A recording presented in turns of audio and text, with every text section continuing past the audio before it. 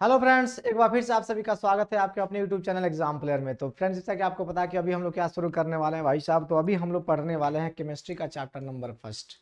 Chemistry का chapter number first, जिसका नाम क्या है, रासायनिक अभिक्रिया। क्या नाम है बाबू मेरे? रासायनिक अभिक्रिया। तो चलिए रासायनिक अभिक्रिया को हम लोग शुरू करते हैं और देखते हैं, समझते हैं, कोशिश करते हैं अभी हमें आखिर इसमें है क्या। ठीक है, तो ये सबसे पहले आपके सामने जो है ना रासायनिक अभिक्रिया है, उससे पहले हम कुछ यहाँ पे बात करेंगे, उस टॉपिक्स पे बात करेंगे। ठीक है ना।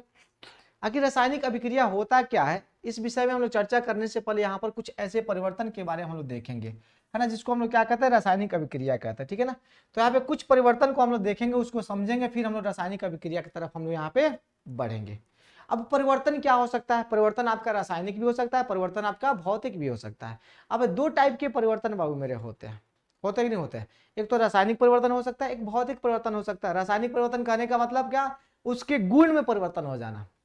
भौतिक परिवर्तन मैंने कहा उसके अवस्था में परिवर्तन होना। उसके अवस्था में परिवर्तन होता है लेकिन उसके गुण में परिवर्तन नहीं होता। और रासायनिक अभिक्रिया, रासायनिक परिवर्तन में क्या, उसके अवस्था में तो परिवर्तन होता ही होता है, साथ ही साथ क्या हो जाता है, उसके गुण में भी परिवर्तन हो जाता है, यानी नए गुण वाले पदार्थ जो ना उसमें बन जाते हैं। तो वो रासायनिक परिवर्तन होता है। जैसे अगर हम लोग बात करें भौतिक परिवर्तन की, जरा ध्यान से सुनिएगा, यहाँ पे इसके हम बाद में देखेंगे, लेकिन फिलहाल देखिए यहाँ पर अगर हम बात करें बाबू मेरे किसकी, भौतिक परिवर्तन की अगर हम लोग बात करें, तो भौतिक परिवर्तन में आप कोई एग्जाम्पल ले सकते हो, अगर आपको याद हो तो बताइए सब लोग मिलकर कि भौतिक परिवर्तन से संबंधित कोई सा भी एग्जाम्पल आपके जेहन में अगर हो तो वो बताइए हमें।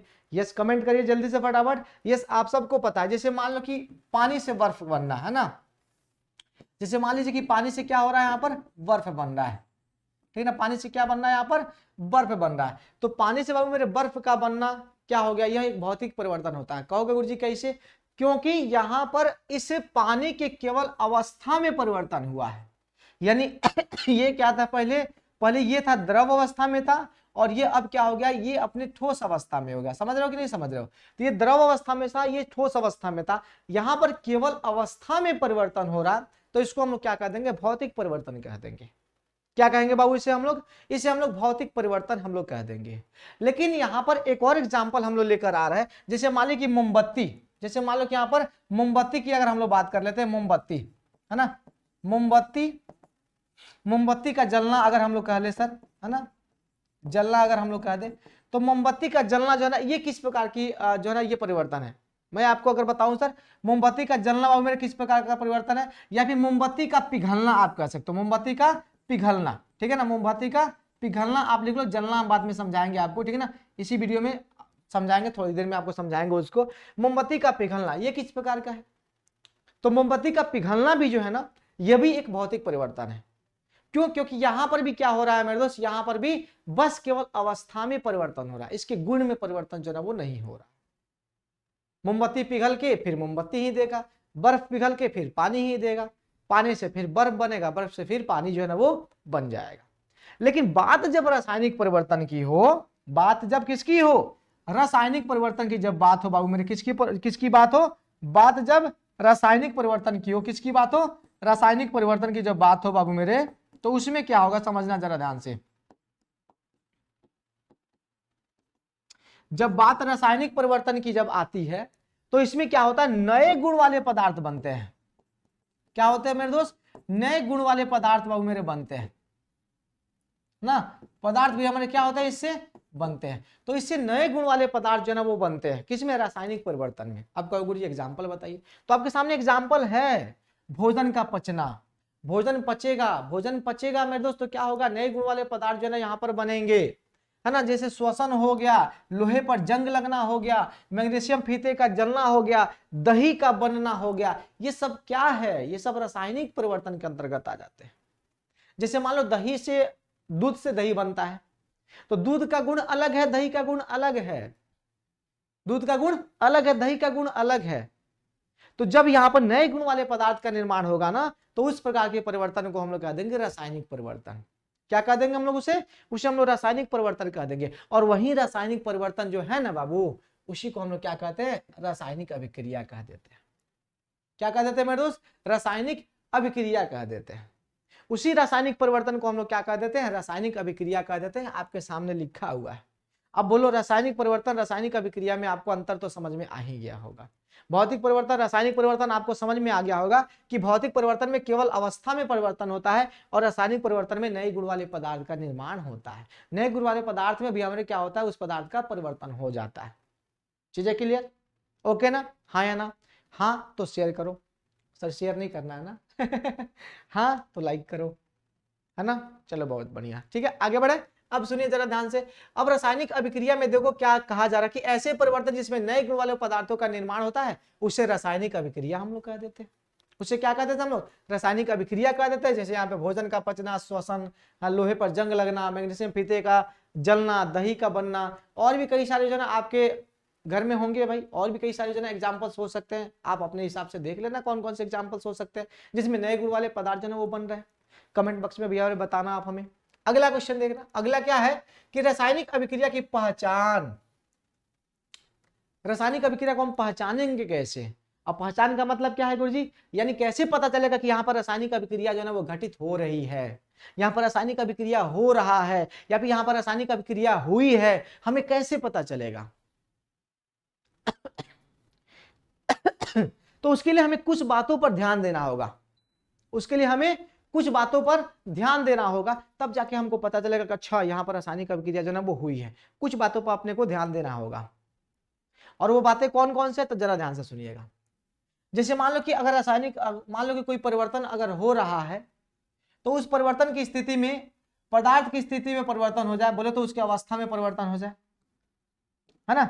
मान लो कि उसके अवस्था में अगर परिवर्तन हो जाता है तो भी मानेंगे कि हम लोग क्या, कि रासायनिक अभिक्रिया जो है वहां पे हो रहा है, ठीक है। अगर मान लो कि यहाँ पर पदार्थ के रंग बदल जाए, देखो अवस्था परिवर्तन के बाद नए गुण जो है ना वो बन जाए, याद रखना, मैं फिर से बोल रहा हूं, नए गुण वाले पदार्थ बनेंगे तब रासायनिक अभिक्रिया होगा, ठीक है ना।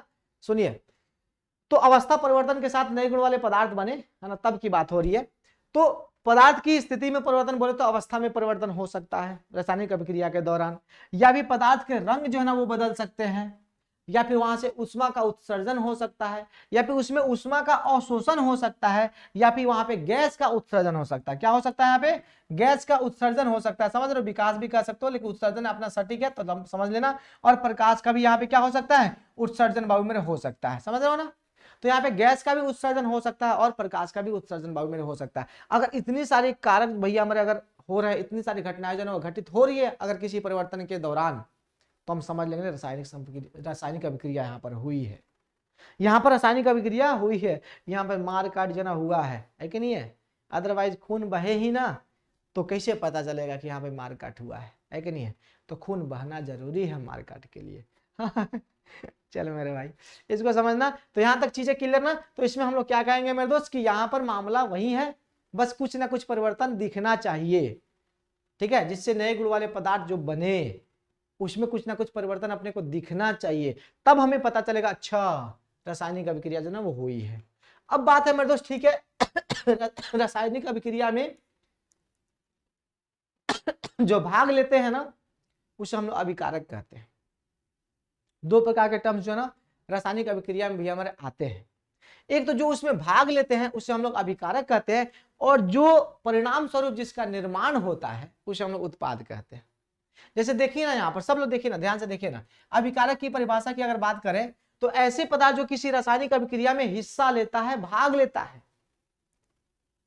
जैसे मान लो यहाँ पर भैया हमने क्या हो गया, यहाँ पे कॉपर हो गया, इसके साथ भी हमने क्या हमने मिला, ऑक्सीजन मिला दिया, कॉपर प्लस ऑक्सीजन मिलकर क्या हो गया, यहाँ पे CuO हो गया। बाबू मेरे ध्यान से देखना अगर तो आपको पता चलेगा, ठीक ना। यहाँ पे O2 होगा, यहाँ पे 2 कर लो, ठीक है। तो इधर वाला जो हुआ ना, यहाँ पर जो भाग ले रहा ना, ये क्या हो गया, इसी को हम लोग कहेंगे अभिकारक। क्या कहेंगे मेरे दोस्त, इसे हम लोग कहेंगे अभिकारक कहेंगे, ठीक है ना। ये अपना क्या है, ये अभिकारक है, समझ रहे हो, क्योंकि ये रासायनिक अभिक्रिया में भाग ले रहा है। और ये बाबू मेरे क्या है, ये अपना उत्पाद है। अब रासायनिक अभिक्रिया के परिणाम स्वरूप जिस पदार्थ का निर्माण होता है उसे हम लोग क्या कहते हैं, उत्पाद कहते हैं। यानी इनके परिणाम स्वरूप यहाँ पर कॉपर ऑक्साइड जो है ना वो बना है, तो यहाँ पे ये क्या होगा, उत्पाद होगा, और यहाँ पे कॉपर और ये जो है ना यहाँ पर ऑक्सीजन, ये क्या हो जाएंगे, ये अभिकारक हो जाएंगे। तो जो रासायनिक अभिक्रिया में भाग लेता है उसे हम लोग क्या कहते हैं, बताओ सब लोग मिलकर एक साथ बोलो, बोलो बोलो बोलो जल्दी से। जो भाग लेगा उसे हम लोग कहेंगे अभिकारक, और जो परिणाम स्वरूप बनेगा उसे हम लोग क्या कहेंगे, उत्पाद। तो बोलो अभिकारक उत्पाद समझ में आई? अरे बोलो आई कि नहीं आई? आइल ना? उत्पादन भैया मेरे समझ में आइल के ना आइल, जल्दी से बताओ। आ गई ना? अब क्या चाहिए? ठीक है, तो देखा यहाँ पदार्थ रासायनिक अभिक्रिया में हिस्सा लेता है उसको अभिकारक, और उत्पाद निर्माण होता है तो उसे क्या कहते हैं? बस हो गया। आगे बढ़ते हैं, अब रासायनिक समीकरण की बात करते हैं। ये भैया हमारे ठीक है, रासायनिक अभिक्रिया और रासायनिक समीकरण ये दोनों अलग अलग चीज है, अब एक ही मत मान लेना, ठीक है। अब देखो मेरे दोस्त, रासायनिक समीकरण में क्या होता है कि रासायनिक अभिक्रिया को प्रतीक चिन्हों के द्वारा दर्शाया जाना, वो क्या कहलाता है? रासायनिक समीकरण कहलाता है। यानी एक दर्शाने की विधि होता है, रासायनिक अभिक्रिया को दर्शाने की एक विधि होता है, एक बताने की एक विधि होता है, उसे हम लोग क्या कहते हैं? रासायनिक समीकरण कहते हैं। या फिर ऐसे कह सकते हैं रासायनिक अभिक्रिया को रासायनिक समीकरण द्वारा दर्शाया जाता है, ठीक है। रासायनिक अभिक्रिया को किसके द्वारा? रासायनिक समीकरण द्वारा दर्शाया जाता है। जैसे यहां पर देखो ना भाई, सब लोग मिलकर किसी रासायनिक अभिक्रिया का उसमें भाग लेने वाले पदार्थ, बोले तो क्रियात्मक एवं उत्पाद की बात हो रही है, बोले तो अभिकारक की बात हो रही है, क्रियाकारक या फिर अभिकारक की बात करें, और उत्पाद की बात करें, उसके प्रतीकों तथा सूत्रों के माध्यम से संक्षिप्त प्रदर्शन रासायनिक समीकरण कहलाता है। यानी रासायनिक अभिक्रिया को उसमें भाग लेने वाले जितने भी अभिकारक है, उसमें भाग लेने वाले जितने भी उत्पाद है मेरे दोस्त, उनके प्रतीक चिन्हों के द्वारा क्या दर्शाना क्या कहलाता है? रासायनिक अभिक्रिया कहलाता है। बात को समझना, पकड़ने की कोशिश करना। जैसे अभी मैंने आपको बताया था कि यहाँ पे मान लो भैया हमारे अपने पास क्या है? Mg है, और यहाँ पे O2 है, मिलकर क्या बना लिया? 2MgO बना लिया ना। यहाँ पे 2MgO बना लिया ना, यहाँ पर भी बैलेंस इसको कर लेना, ठीक है ना। यहाँ पे 2MgO बना ना बाबू मेरे, बन गया। तो यहाँ पे देखो, तो ये मैग्नीशियम का प्रतीक चिन्ह है, ये ऑक्सीजन का प्रतीक है, या फिर उसका सूत्र है, बोलो है कि नहीं है? हाँ है तो सही गुरुजी, है बिल्कुल है। यहाँ पर बताओ, यहाँ पर भी हमारे ये प्रतीक चिन्ह है मैग्नीशियम ऑक्साइड का, है तो सही। अब इसी के द्वारा तो भी हम इस समीकरण की अभिक्रिया को दर्शा रहे हैं। और अभिक्रिया क्या है कि मैग्नीशियम जो है ना, मैग्नीशियम को हम लोग ऑक्सीजन की उपस्थिति में हम लोग जला रहे हैं तो मैग्नीशियम ऑक्साइड बनेगा, ये अभिक्रिया हो गया। और ये आपके सामने जो दिख रहा है ना, ये दर्शाया गया है, रासायनिक समीकरण हो गया। क्या हो गया? ये रासायनिक समीकरण हो गया। बोलो चीजें क्लियर ना? तो रासायनिक समीकरण शायद आपको चीजें समझ में आ गई होगी, बोलो आ गई है? हाँ गुरुजी आ तो गई है। चलो आगे देखो, अब रासायनिक अभिक्रिया रासायनिक समीकरण द्वारा निरूपित की जाती है। रासायनिक समीकरण द्वारा निरूपित करती है, बहुत बढ़िया, कुछ नोट्स है यहाँ पर लिख लो आप। रासायनिक अभिक्रिया रासायनिक समीकरण के द्वारा निरूपित की जाती है, ठीक है। रासायनिक समीकरणों में तत्वों के प्रतीक या अभिकारक और उत्पादों के रासायनिक सूत्र उनकी भौतिक अवस्था के साथ बाबू मेरे लिखे जाते हैं। जैसे मान लो यहाँ पर क्या है, ये है अपना सॉलिड, ये अपना क्या है, ये अपना जो है ना गैस है, और यहाँ पर जो ना भैया मेरे वो क्या बन गया? अपना गैस बन गया, है ना। तो यहाँ पर आपको क्या बनेगा मेरे दोस्त? यहाँ पे आप देख सकते हो ना, यहाँ पर रासायनिक अभिक्रिया को उसके प्रतीक चिन्ह के साथ जो है क्या करते हैं, यहाँ पर हम लोग निरूपित करते हैं, उनकी भौतिक अवस्था के साथ में निरूपित करते हैं। उसके बाद से रासायनिक अभिक्रिया में आवश्यक परिस्थितियां, क्या क्या चीजें आवश्यक होनी चाहिए? जैसे ताप भैया हमारे नियत होना चाहिए, दाब नियत होना चाहिए, उसमें उत्प्रेरक बोले तो उसमें भैया हमारे जो उत्प्रेरक किसे कहेंगे हम लोग? बताओ, जो रासायनिक अभिक्रिया के दर को बढ़ा दे, जो रासायनिक अभिक्रिया की गतिशीलता को बढ़ा दे, जो रासायनिक अभिक्रिया को और गतिशील कर दे, उसे हम लोग क्या कहते हैं? उत्प्रेरक कहते हैं। जो स्वयं रासायनिक अभिक्रिया में भाग नहीं ले, वो स्वयं रासायनिक अभिक्रिया में भाग नहीं लेता है, लेकिन उसके दर को बढ़ा देता है, रासायनिक अभिक्रिया की गतिशीलता को बढ़ा देता है और तेज कर देता है, उसे हम लोग क्या कहते हैं? उत्प्रेरक कहते हैं। उत्प्रेरक को जनरली हम चुंगला कहते हैं ना, गांव देहात में हम लोगों ने सुना है भाई, है ना। उसको क्या कहते हैं? हम लोग चुगला कहते हैं कि दो भाई के बीच में चुगली करेगा, दोनों भाई को लड़ा देगा और निकल जाएगा खुद, वो पिटाता नहीं है कभी भी, खुद उस झगड़ा में भाग नहीं लेगा, वो किसी की तरफ से नहीं लड़ेगा, मतलब दोनों को लड़ाएगा, है ना, और दोनों को लड़ाएगा, वही चुगला है कौन? अपना उत्प्रेरक। समझ रहे हो नहीं समझ रहे हो? हाँ, और इनको तीर के ऊपर या फिर नीचे जो ना लिखा जाता है। अब आगे देखिए ना, अब अपने पास जो ना एक संतुलित रासायनिक समीकरण होता है, एक कंकाली रासायनिक समीकरण होता है। जैसे संतुलित की बात करें, सबसे पहले कंकाली की बात करते हैं। जैसे मान लो कॉपर है, यहाँ पे ऑक्सीजन है, ये मिलकर क्या हो गया? CuO हो गया, ठीक ना, कॉपर ऑक्साइड हो गया। यानी कॉपर और ऑक्सीजन मिलकर कॉपर ऑक्साइड मेरे यहाँ पर हो जाता है।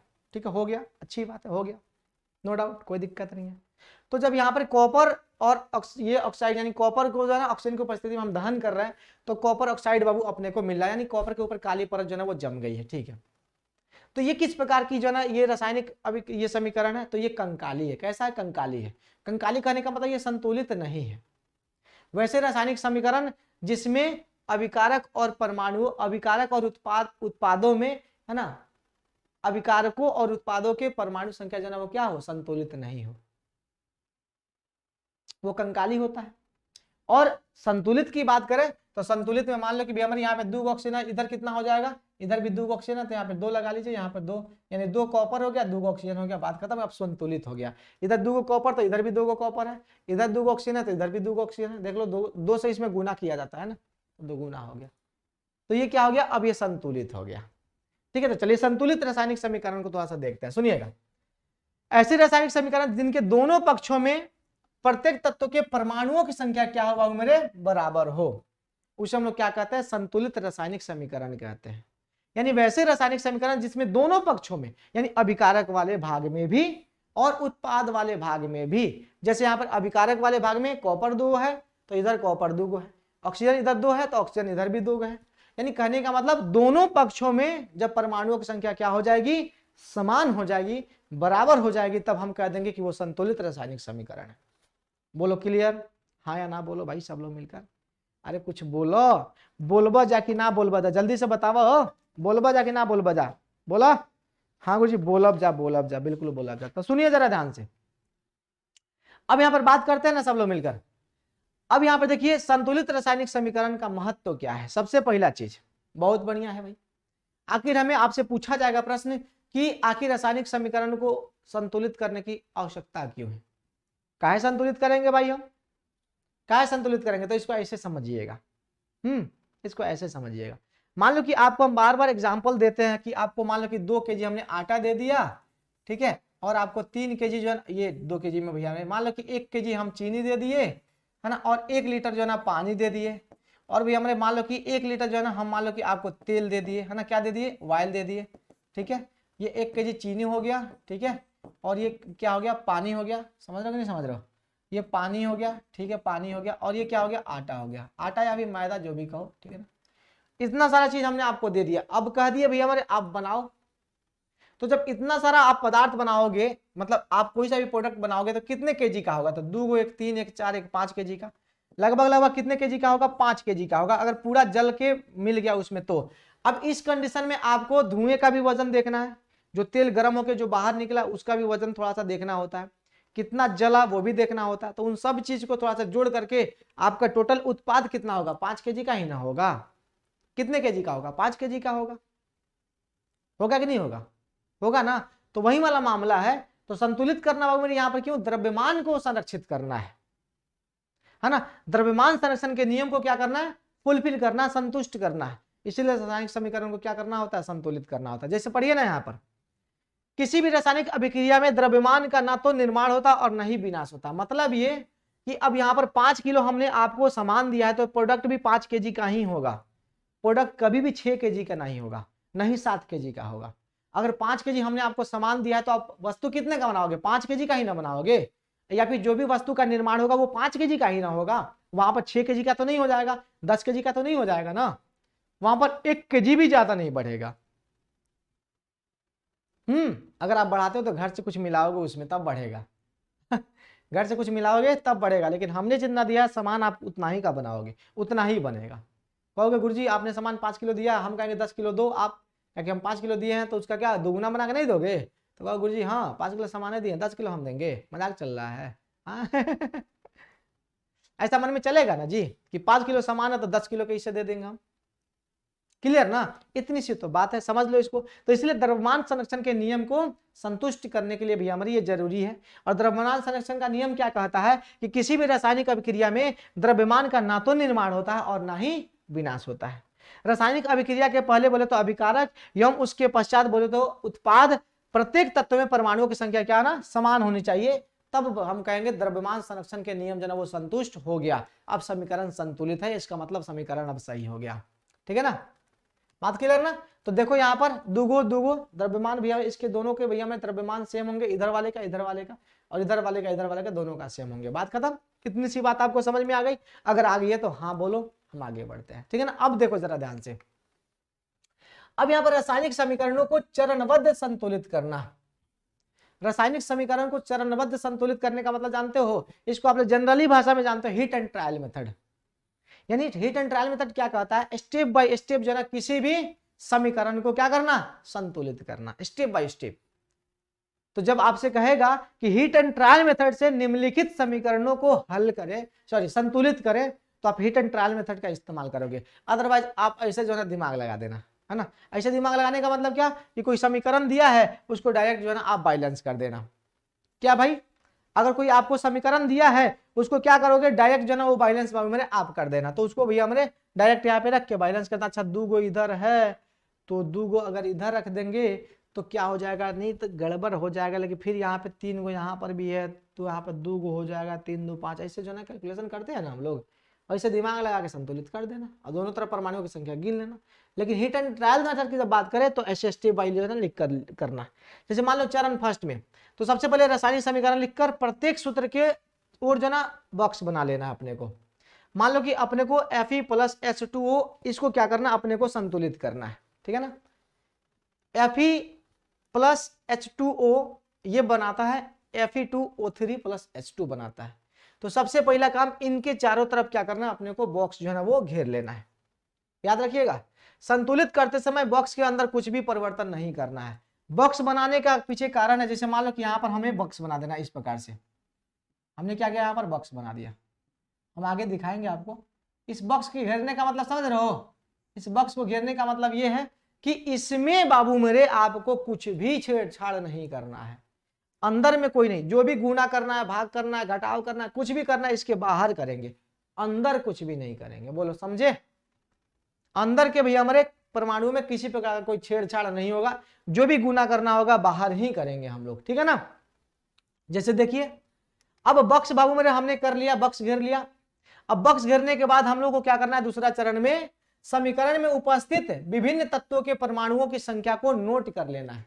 जैसे मान लो यहाँ पे सबसे पहले कौन कौन से हैं भैया हमारे परमाणु, तो यहाँ पे Fe है तो Fe लिख लिया, हाइड्रोजन लिख लिया, ऑक्सीजन लिख लिया। तो भैया हमारे अभिकारक के साइड में फेरस कितना है, देख लो यहाँ पर 1 है, 1 है ना फेरस, तो हमने 1 लिख लिया। इधर कितना है, 3 है, देख लो यहाँ पर, इधर कितना होगा, 3 है।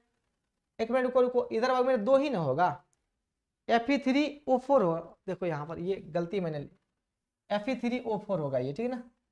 चलो एक मिनट रुक जाओ रुक जाओ रुक जाओ, इसको हमको गायब करने दो, ठीक है ना। देखो ये गलती है,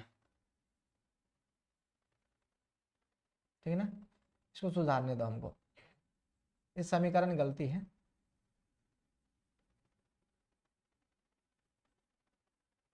ठीक है, यहां पर क्या होगा बाबू, यहां पर होगा Fe3O4, ठीक है, क्या होगा Fe3O4 बाबू मेरे यहां पर होगा, ठीक है ना। तो चलो अब इसको हम घेर देते हैं पहले,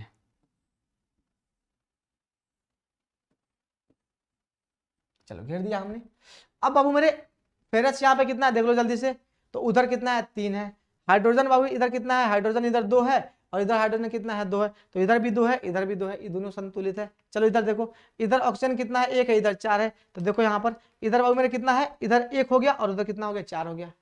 अब इसके बाद तीसरा चरण में क्या करना है, देखो तीसरा चरण में बाबू मेरे सबसे अधिक परमाणु वाले तत्व को अभिकारक या उत्पाद के साइड क्या करना है, अनुचित गुणांक, सॉरी अनुचित नहीं सर, उचित गुणांक लगाकर संतुलित करिए ना, ये अनुचित नहीं होगा, उचित होगा। देखो यहाँ पर आपको तीसरा चरण बाबू मेरे दिया होगा, है ना।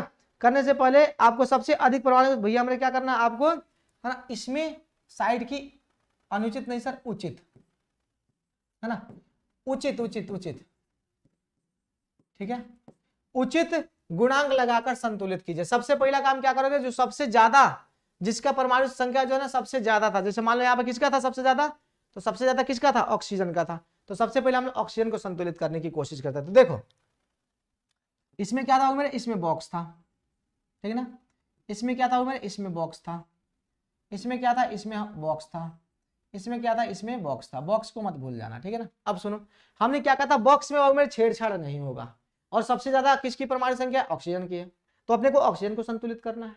तो इधर कितना है, 4 है, तो एक काम करते 4 से मल्टीप्लाई करते तो ऑक्सीजन 4 हो जाएगा, ऑक्सीजन संतुलित हो गया, बात खत्म।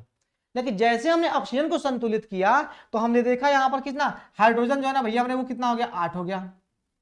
हाइड्रोजन इधर कितना हो गया, 8 हो गया, तो इधर भी तो हाइड्रोजन कितना हो गया, 8 हो गया, समझ रहे हो ना। तब उसके बाद से, अब इसके बाद से जैसे यहाँ पे ऑक्सीजन 4 था तो ऑक्सीजन यहाँ पे 4 हो गया, ठीक है। अब यहाँ पे जैसे 4 हमने ऑक्सीजन को किया तो हाइड्रोजन 8 हो गया, तो यहाँ पे मैंने 4 लगा के और हाइड्रोजन को भी हमने क्या कर दिया, बराबर कर दिया। अब देखो फेरस बाबू मेरे कितना चाहिए अपने को, फेरस अपने को 3 चाहिए, ठीक है ना। तो फेरस 3 चाहिए ना, तो देखो अब उससे कम वाले को क्या कर दिया हमने, यहाँ पे बैलेंस कर दिया, बात खत्म। अब हमने क्या किया, यहाँ पर 3 से जो ना आप देख सकते हो, यहाँ पर 3 से हमने मल्टीप्लाई कर दिया और यहाँ पर फेरस यानी लोहा जो है ना वो क्या हो गया अपना, वो संतुलित हो गया। अब गिनो, अब सभी तत्वों के परमाणु की संख्या अभिक्रिया के दोनों ओर क्या हो गई, ये समान हो गई। जैसे देखो यहाँ पर 3 गो फेरस इधर भी है, 3 गो यहाँ पर भी है, Fe3 है, ठीक है। इधर 8 गो हाइड्रोजन इधर है, 4 गुना 8, तो 4 गुना 8 गो हाइड्रोजन इधर भी है, 4 गो ऑक्सीजन यहाँ भी है, तो 4 गो ऑक्सीजन यहाँ भी है, बात खत्म। अब दोनों तरफ परमाणु की संख्या क्या हो गई, बराबर हो गई। अब इसे हम लोग कहेंगे यह है संतुलित रासायनिक समीकरण। लेकिन इसके बाद भी एक आखिरी चरण बाबू मेरे होता है, वो चरण क्या है कि अभिकारकों एवं उत्पादों की भौतिक अवस्था को लिखना होता है। क्या करना होता है इसमें, इसके भौतिक अवस्था को यहां पर लिखना होता है। एक बार फिर से देखिए इसको कि हमने क्या किया पहला चरण में हमने ये किया कि रासायनिक समीकरण को लिख करके और सभी सूत्रों को क्या किया हमने, एक बॉक्स बना के घेर दिया।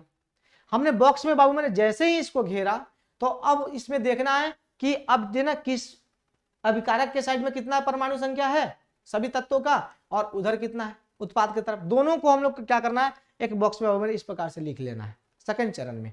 उसके बाद जो सबसे ज्यादा परमाणु संख्या वाला होगा उसको सबसे पहले हम लोग संतुलित करने का प्रयास करेंगे। तो सबसे ज्यादा किसका था, ऑक्सीजन का था, तो ऑक्सीजन में इधर कितना था, 4 था, इधर कितना था, 1 था, तो हमने क्या किया यहाँ पे 4 से मल्टीप्लाई कर दिया, तो इधर क्या हो गया अपना अपना काम बन गया, यानी 4 को ऑक्सीजन हो गया। लेकिन जैसे हमने ऑक्सीजन को बैलेंस किया तब तक हाइड्रोजन क्या हो गया, 4 गुना 8 हाइड्रोजन अनबैलेंस हो गया, तो यहाँ पर हमने 4 से मल्टीप्लाई करके इसको भी क्या कर दिया, हमने कर दिया 8 ला दिया इसको, ठीक है। अब उसके बाद से क्या करना होता है, अब बाकी को करो। अब यहाँ पे देखो भैया हमारे अपने पास हाइड्रोजन हो गया, अब लोहे ना बच गया है, तो लोहा को 3 से यहाँ पे मल्टीप्लाई कर देंगे, तो लोहा इधर भी 3 है इधर भी 3, अब क्या हो गया, संतुलित हो गया। अब इसके भौतिक अवस्था को लिखेंगे, देख भाई अब इसके भौतिक अवस्था में क्या हो जाएगा, ठोस के लिए सॉलिड का इस्तेमाल करेंगे S का, द्रव के लिए L का, गैसीय के लिए गैस ये G का, जलीय के लिए एक्वस का। तो देखिए यहाँ पर Fe ये क्या है, लोहा क्या होता है, सॉलिड होता है, ये हाइड्रोजन क्या होता है, गैस होता है। यहाँ पे गर्म पानी में हम लोहे की अभिक्रिया करवा रहे हैं, मतलब ये दिया रहेगा। अब ये मत कहो कि सर हम कैसे समझेंगे, तो ये दिया रहेगा। ठंडे पानी में आप अभिक्रिया करवाओगे लोहे का तो होगा थोड़ी ही, ठंडे पानी में अभिक्रिया नहीं ना होगा, होगा भी तो धीरे गति से होगा। लेकिन यहाँ पर क्या करना, आपको फेरस के साथ जो ना अभिक्रिया गर्म पानी का करवाना है, ठीक है ना। तो देख लो यहाँ पर, अब यहाँ पर ये क्या बनेगा भाई, जल्दी से बता दो फटाफट। ये फेरिक ऑक्साइड है ना, ये फिर गलत हो गया मेरे दोस्त, है ना, Fe3O4 होगा, है ना, ये ऑक्साइड बन गया। और भैया हमारे यहाँ पर जो ना गैस जो ना वो निकलकर बाहर जो ना वो चला गया। क्या हो गया बाबू, यहाँ पर गैस जो है ना वो बाहर बाबू मेरे निकलकर यहाँ पर चला गया। ये फेरिक ऑक्साइड भैया हमारे क्या होता है, ये अवक्षेप बनता है ना, ये अवक्षेप बनता है, इसलिए इसको हम लोग सॉलिड यहाँ पर लिखते हैं। चलो सॉलिड लिख दिया, ठीक है। तो ये अपने क्या हो गया, ये सॉलिड बाबू मेरी यहाँ पर हो जाता है। अब ये पूर्ण रूप से क्या हो गया, संतुलित रासायनिक समीकरण जो है ना वो हो गया। क्या हो गया, संतुलित रासायनिक समीकरण बाबू मेरे हो गया। बोलो हो गया कि नहीं हो गया, चीजें क्लियर ना। तो इस प्रकार से आपको क्या करना है, अब चलो और साथ ही साथ छठे चरण में क्या करना है, कुछ आवश्यक परिस्थितियों को तीर के ऊपर नीचे बाबू मेरे हम लोग लिखते हैं। जैसे मान लो कि ताप हो गया, दाब हो गया, उत्प्रेरक हो गया, इसको तीर के, जैसे तीर है ना, इसको यहाँ लिख दो या फिर यहाँ लिख दो, ऊपर नीचे बाबू मेरे लिख दिया जाता है। तीर के निशान के ऊपर लिखो या फिर नीचे लिखो, है ना। ताप दाब उत्प्रेरक जो भी उसमें लगा रहे हो, बाहर से जो कुछ भी हम लोग उसमें डालते हैं ना, वो तीर के ऊपर या फिर नीचे हम लोग उसको लिखते हैं। जैसे मान लो कि बाहर से भी हमने उसको गर्म करना है तो इस प्रकार डेल्टा का साइन दे देते हैं, त्रिभुज छोटा बना देते हैं, या फिर यहाँ पर उष्मा लिख देते हैं, है कि नहीं। सूर्य का प्रकाश चाहिए तो सूर्य का प्रकाश हम यहाँ पर दे देते हैं, देते कि नहीं देते हैं। क्लोरोफिल चाहिए तो क्लोरोफिल हम ऊपर दे देते हैं, देते कि नहीं देते हैं, सारी चीजें। या फिर कोई एंजाइम्स वगैरह जो है ना इसमें देना होता है या फिर उत्प्रेरक डालना होता है तो हम लोग यहाँ पर लिख देते हैं। तो जो कुछ भी बाहर से हम लोग जो कुछ भी उसमें देते हैं वो तीर के ऊपर या फिर नीचे हम लोग उसको नोट डाउन कर देते हैं। बात क्लियर, इतनी सी बात शायद आपको समझ में आ गई होगी, बोलो हाँ या ना, आगे ना समझ में, बहुत बढ़िया। अब देखो बाबू यहाँ पर, अब समीकरण के दोनों ओर तत्वों के परमाणुओं की संख्या बराबर है, अतः अब समीकरण क्या हो गया, संतुष्ट हो गया, बोले तो संतुलित हो गया, बोले तो संतुलित हो गया। बस इतनी सी बात थी। बोलो इसमें कौन सी बड़ी बात है, तोप वाली बात थोड़ी ही है। अब यहां पर रासायनिक अभिक्रियाओं के प्रकार जो है बाबू मेरे हम लोग अगले दिन पढ़ेंगे, ठीक है ना, और अगले दिन चैप्टर बाबू मेरे हम लोग फिनिश कर देंगे, ठीक है ना। हालांकि वन शॉट में ही वीडियो बनना था, लेकिन खैर चलिए, तो आज के लिए बस इतना ही हम लोग रहने देते हैं, ठीक है। और आप क्या करोगे, इस रासायनिक अभिक्रिया को जो ना आगे आप देख कर आना, हम लोग आगे पढ़ेंगे, ठीक है ना, और वन शॉट में वीडियो हम लोग खत्म करेंगे, ठीक है ना। तो चलिए बहुत बहुत धन्यवाद सबको, have a nice day, take care, thank you, bye bye.